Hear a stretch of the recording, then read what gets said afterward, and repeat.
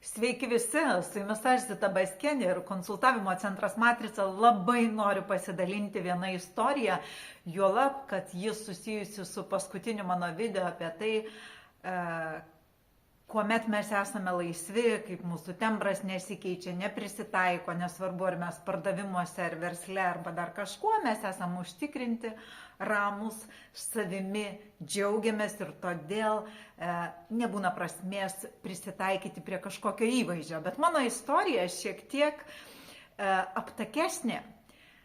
Įsivaizduokim, mes su vyru kartais jam reikia įrankių ir važiuojam į tokią vietą, kur ten kaip ir turgavietė, bet yra keletas tokių statinių, kur prekiauja žmonės kaip įmonės ir jie ten tais įrankiais prekiauja.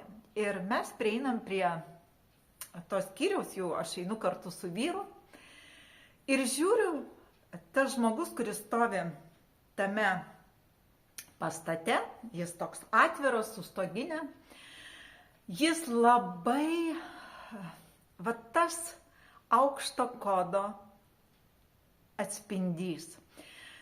Kūnas žmogaus labai toks tvirtas, pasportavęs, laikysena tiesi, balso tembras ramus, ar mes priėjom, ar mes nepriėjom, judesiai nechaotiški, nuoseklūs, ramus, pats žmogus labai toks gražus ir į ką aš atkreipiau dėmesį į jo rankas. Žmogus dirba su įrankiais ir jo rankos švarios tokios ir prižiūrėtos. Gal dėl to aš niekada neturiu dirbtinių nagų arba gelinių nagų, todėl kad man atrodo, kad negaliu tiek stipriai švarių rankų turėti, kai yra kažkas, ko aš negaliu jausti.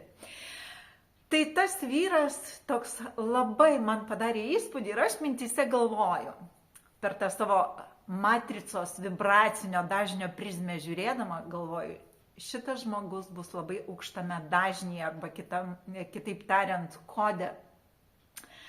Ir taip žaviuosi, žiūriu tos įrankius, kadangi aš norėjau rinkti savo krūmapjovę, kuri lengvesnė, tai mes diskutuojam su juo, kalbam, girdžiu jo kalbėseną. Ir renkamės iš dviejų, viena su vienu akumuliatorium, kita su dviem. Ir mano vyras stovėdamas šalia sako, gal tu geriau išsirink tą su dviem, nes vienas akumuliatorius numirs ir tu turėsi laukti, o turėdama du pasikeisi ir toliau galėsi mėgautis. Ir įsivaizduojat, ką sako tas žmogus. Mano vyrui duoda pastabą, kurią aš duodu nuolatos, bet jis dar turi tų tokių dalykų, nuo kurių nesugeba visiškai išeiti. Ir tas pardavėjas mano vyrui sako, jūs tokį įdomų žodį panaudojot, numirė. Gal tiesiog sako, geriau sakyti išsikrovė.